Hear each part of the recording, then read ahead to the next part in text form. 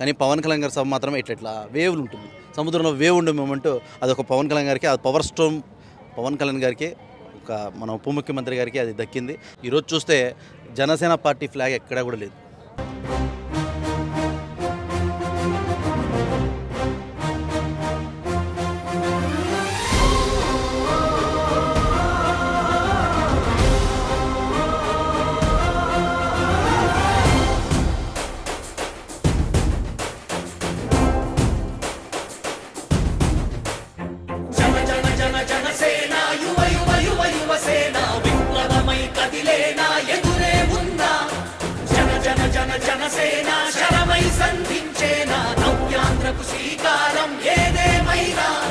జనహితమే తన మతమై సమన్యాయం అభిమతమై సామాన్యుడి గుండెల్లో ఉదయించను ప్రశ్నల అభిమానం. పవన్ కళ్యాణ్ గారు మళ్ళీ తిరుపతిలో సభ పెట్టడం జరుగుతుంది, ఎలా చూస్తారు?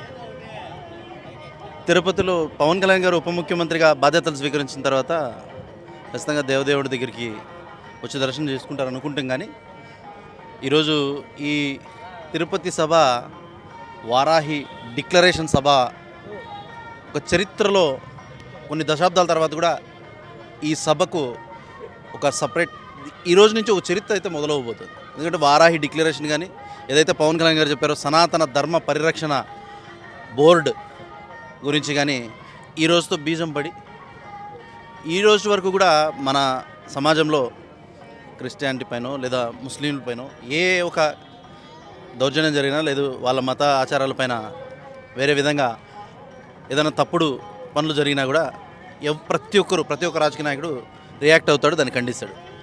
కానీ ఒక హిందూ ధర్మం మీద దాడులు జరిగితే గత 5 సంవత్సరాల్లో వైఎస్ఆర్సీపీ పీరియడ్లో సుమారు 300 పైగా గుడులు పైన దాడులు జరగడం, విగ్రహాలు ధ్వంసం చేయడం, గుడుల్లో సాక్షాత్తు దుర్గా గుడిలోనే వెండి సింహాలు అనేటివి దొంగతనం చేయడం, ఇట్లా హిందూ ధర్మం పైన జరగనటువంటి దాడి లేదు. హిందూ ధర్మాన్ని డ్యామేజ్ చేయడానికి వైసీపీ ప్రభుత్వంలో ఉన్న వాళ్ళు కానీ చేయని ఒక పనే లేదు. అన్ని విధాలుగా హిందూ ధర్మం పైన హననం జరిగింది, దాడులు జరిగినాయి. వీటన్నిటికీ కూడా ఈరోజు పవన్ కళ్యాణ్ గారు ఏ రాజకీయ నాయకుడు చేయని ఒక ఇది సెక్యులరిజం అంటే ఓన్లీ హిందువులకు మాత్రమే, 1 వే కాదు 2 వే అనే ఉద్దేశంతో పవన్ కళ్యాణ్ గారు చెప్తూ ఈరోజు హిందూ సమాజాన్ని మరీ ముఖ్యంగా సనాతన ధర్మాన్ని ఈరోజు బలోపేతం చేయడం కోసం, సనాతన ధర్మ గొప్పతనాన్ని తెలియజేయడం కోసం, మరీ ముఖ్యంగా వారాహి డిక్లరేషన్ పేరుతో ఒక హిందూ సమాజానికి ఒక భరోసాని, ఒక ధైర్యాన్ని కల్పించడానికి పవన్ కళ్యాణ్ గారు ఈ సభ పెట్టడం నిజంగా హిందువులందరూ కూడా ఈరోజు చూస్తే జనసేన పార్టీ ఫ్లాగ్ ఎక్కడా కూడా లేదు. ఒక ధర్మం ప్రతి హిందువు, మేము ఒకటే చెప్తున్నాం, ప్రతి హిందువు పవన్ కళ్యాణ్ గారు ఇక్కడ వచ్చే లోపు ప్రతి హిందువు వారాహి సభ దగ్గర చేరుకోవాలని మరొకసారి మేము కోరుతున్నాం. ఎంతమంది రావచ్చు సభకి సుమారు?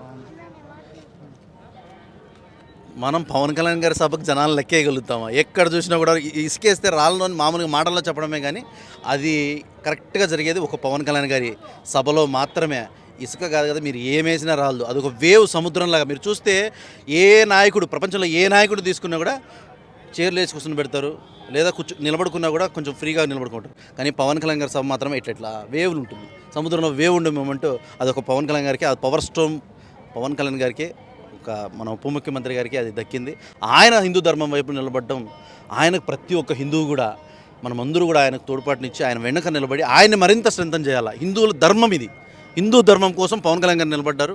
పవన్ కళ్యాణ్ గారు వెంట ప్రతి హిందువు నిలబడ్డం ప్రతి హిందువుగా పుట్టిన ప్రతి ఒక్కరి ధర్మం. సో దయచేసి ప్రతి ఒక్క హిందువు పవన్ కళ్యాణ్ గారు వెంట నిలబడాలా, ఈ వారాహి సభకు వచ్చి దిగ్విజయం చేయాల్సింది కోరుతాను. అదే చెప్పండి, మరి మీరు తిరుపతిలోనే ఉంటారు, తిరుపతి వాసిగా నిజంగా లడ్డూలో ఫ్యాట్ కలిసిందంటారా, లేకపోతే ఓన్లీ ఎలిగేషన్స్ జగన్ గారిని తప్పడానికి?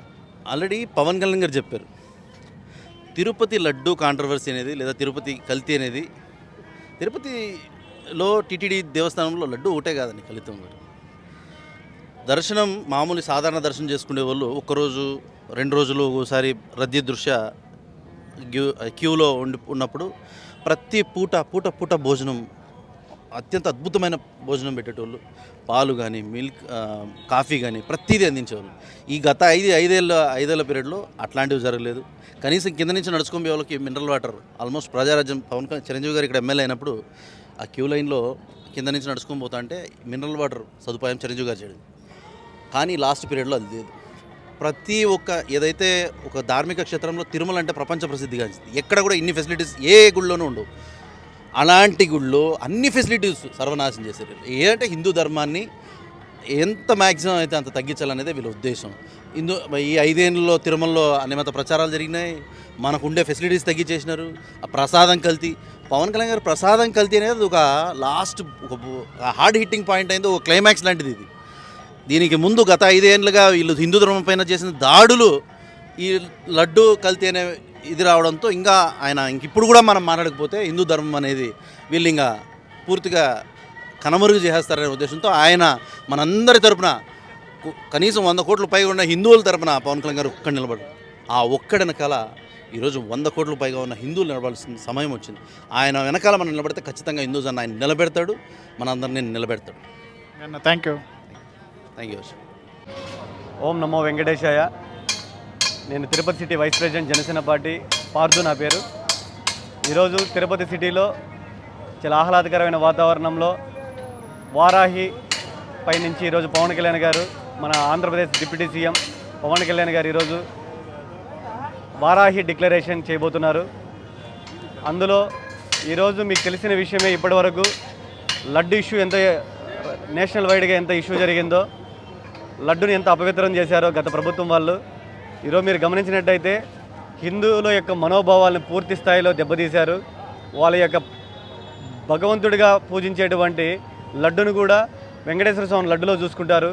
అలాంటి లడ్డు మన ఇంటికి వచ్చిందంటే ఎంతో పవిత్రమైంది, ఎంతో సంతోషకరమైన, మనకు మంచి జరుగుతాయి, మనకు శుభాలు జరుగుతాయని ఆలోచించే సమయం ఇది. అలాంటి సంప్రదాయ ఉన్నటువంటి మన రాష్ట్రంలో మన హిందూ సమాజంలో లడ్డుని అపవిత్రం చేయడం జరిగింది. దానిపై గలమెత్తి పవన్ కళ్యాణ్ గారు నిలబడ్డారు. హిందువుల యొక్క మనోభావాలను కాపాడాలి, హిందువులకి ఒక ధర్మ పరిరక్షణ ఒకటి ఉండాలి అని చెప్పి ఆయన రక్షకుడిగా నిలబడ్డారు. ఈరోజు హిందూ ధార్మికత రక్షకుడిగా నిలబడడం జరిగింది. ఈరోజు వారాహి డిక్లరేషన్, వారాహి రథం పై నుంచి చేయబోతున్నారు. చాలా మొత్తం భారతదేశం ఈరోజు తిరుపతిని చూస్తుంది. పవన్ కళ్యాణ్ గారు చేయబోతున్నటువంటి ఏం చెప్పబోతున్నారు, ఏం చేయబోతున్నారు, ఈరోజు ధర్మ పరిరక్షణపై ఏం మాట్లాడబోతున్నారు, హిందువుల గురించి ఏం మాట్లాడబోతున్నారు, ఇతర మతాల గురించి ఏం చెప్పబోతున్నారని ప్రతి ఒక్కరూ తిరుపతిని చూస్తున్నారు. తిరుపతి వారాహి సభను చూస్తున్నారు. చాలా పెద్ద ఎత్తున ప్రజలు, కార్యకర్తలు, నాయకులు, వీర మహిళలు ప్రతి ఒక్కరు చేరుకుంటున్నారు ఇక్కడికి. సాయంత్రం 5 గంటలకు అనుకున్నట్టు సమయానికి వారాహి సభ మొదలవుతుంది. జై జనసేన, జై పవన్ కళ్యాణ్. నమస్తే. 6 నెలలు అయిన తర్వాత పవన్ కళ్యాణ్ గారు మళ్ళీ ఇక్కడ తిరుపతిలో సభ పెట్టడం జరుగుతుంది. ఎలా చూస్తారు? చాలా ఆనందంగా ఉందండి. మామూలుగా పవన్ కళ్యాణ్ గారు జనసేన అధినేతగా వచ్చారు. పవన్ కళ్యాణ్ గారు డిప్యూటీ సీఎం అయ్యాక ఒక వారాహిలో కూడా ఇదే మొదటి సభ. వారాహి మీద ఎక్కి మాట్లాడడం అనేది కూడా ఇదే మొదటి సభ. చాలా సంతోషంగా ఉంది. అది కూడా తిరుపతి నుంచే స్టార్ట్ చేయడం అనేది చాలా సంతోషంగా ఉంది. ముఖ్యంగా మాలాంటి మహిళలకు ఎంతో ఒక సాంప్రదాయాల గురించి ఆయన చెప్పడం కానీ, ఆ తర్వాత వారాహి డిక్లరేషన్ తీసుకొని ఆయన నిన్న అక్కడికి కొండకి నడుచుకొని పోవడం కానీ, కొండలో అందరికీ చూపించడం చాలా సంతోషంగా ఉందంటే దాని గురించి ఏం మాట్లాడబోతారో, ఏం ప్రస్తావిస్తారో అని మేము ఆసక్తిగా ఎదురు చూస్తున్నాము. అలాగే ఈరోజు ఆయన వచ్చిన పద్ధతి, 11 రోజులు దీక్ష తీసుకొని 11 రోజులు చాలా అలసిపోయినారు నిజంగా ఆయన. ఎందుకంటే చాలా నిష్టగా ఉంటారు పవన్ కళ్యాణ్ గారు. ఎంత నిష్టగా ఉంటారంటే పాలు పళ్ళు మాత్రమే తీసుకుంటారు. ఇప్పుడు కాదు, ఆయన గతంలో కూడా మేము ఎన్నోసార్లు ఆయన జనసేనానిగా ఉన్నప్పుడే చూసాం. ఆయన ఏ దీక్ష తీసుకున్నా చాలా పటిష్టంగా, చాలా నిబద్ధతతో ఉంటారు. కాబట్టి ఆయన మీద మాకు పూర్తి విశ్వాసాలు ఉన్నాయి. ఆయన ఏదో మంచి చేస్తారు మాకు. కాబట్టి మేము ఇన్ని సంవత్సరాలు ఆయనతోనే ప్రయాణం చేశాము, ఆయనతోనే ఉంటున్నాము. మేము ఎందుకు ఉంటున్నాము అంటే ఒక సనాతన ధర్మాన్ని నమ్మిన పరిరక్షకుడు ఆయన. వ్యక్తి కూడా అటువంటి వ్యక్తి వెనకాల నడవడం కూడా మాకు చాలా అదృష్టంగా భావిస్తున్నాము. అటువంటి వ్యక్తి ఈరోజు వారాహి డిక్లరేషన్తో ఈరోజు ఈ సభలో ఏం చెప్పబోతారా అని ఆసక్తిగా చూస్తున్నాం మేమంతా. అలాగే మీరు తిరుపతి వాసిగా చెప్పండి, లడ్డూలో కలిసిందంటారా లేదంటారా ఫ్యాట్? ఖచ్చితంగా 350 రూపాయలకి పోనీ, వాళ్ళు చెప్పింది 300 తక్కువే, 300 చిల్లరే, కానీ పోనీ 350 రూపాయలు, పోనీ 400కి ఎక్కడైనా నెయ్యి వస్తుందంటే నేను కొనుక్కుంటా కేజీ నెయ్యి. ఎక్కడ లీటర్ నెయ్యి, ప్యూర్ నెయ్యి అసలు కనీసం. ఇప్పుడు దేవుడికి అఖిలాండ కోటి బ్రహ్మాండ నాయకుడు అని మేము నమ్ముతాము. ఆయన ప్రసాదం వస్తే చెప్పులు వదిలి తీసుకుంటాము.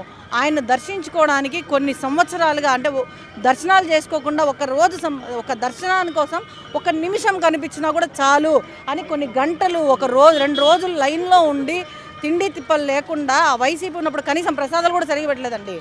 అట్లాంటివి చేసుకొని కూడా లైన్లో ఉండి ఆ భగవంతుని దర్శించుకొని నాయనా అని పూర్తి నమ్మకంతో ఆయనకి దండం పెట్టుకుంటే ఆ ఒక్క 2 సెకండ్లు ఆయన దర్శనానికి ఎంత ఉప్పొంగిపోతాం తెలుసా. ఒక హిందువుగా మేము ఎంత ఆనందపడతాం. ఎందుకంటే ఆయన మీద పూర్తి విశ్వాసం, నమ్మకం అవి ఉన్నాయి కాబట్టి ఆయన ఆ దర్శనంలో మాకు ఉన్న కష్టాలన్నీ పోతాయని భావిస్తాం. అటువంటి నమ్మకాన్ని వమ్ము చేసినటువంటి వ్యక్తి జగన్మోహన్ రెడ్డి. 350 రూపాయల నుంచి 400 లోపల ఎక్కడైనా ఒక లీటర్ నెయ్యి ప్యూర్ గీ వస్తుందా? అది వచ్చింది అంటే అది ఏ నెయ్యి అనేది వాళ్ళకే ఆలోచించుకోవాల్సిన విషయం ఇది. Thank you so much. ఓం నమో వెంకటేశాయ. ఈరోజు ఉమ్మడి చిత్తూరు జిల్లా తిరుమల తిరుపతి దేవస్థానం నందు పుణ్యక్షేత్రమైన తిరుపతి నందు వారాహి సభ ఇంకా కొన్ని గంటల్లో స్టార్ట్ అవ్వబోతోంది. పుంగనూరు నియోజకవర్గం నుంచి కూడా మేము ఇప్పటికే సభా ప్రాంగణానికి చేరుకున్నాము. మొన్న పవన్ కళ్యాణ్ గారు వచ్చినప్పటి నుంచి కూడా మేము పవన్ కళ్యాణ్ గారు వెన్న నడుస్తూ ఆయనతో పాటు అలిపిరి నుంచి తిరుమల చేరుకోవడం, ఆ దేవదేవుడు వెంకటేశ్వర స్వామిని దర్శించుకోవడము. ఈరోజు సభా ప్రాంగణం మొత్తం కూడా మా నియోజకవర్గం నుంచి కూడా అందరూ ఇక్కడికి వచ్చి చేరుకుంటున్నారు. ఇంకా కొద్దిసేపట్లో జరగబో ఈ వారాహి సభ దిగ్విజయం జరుగుతుందనేసి భావిస్తున్నాము.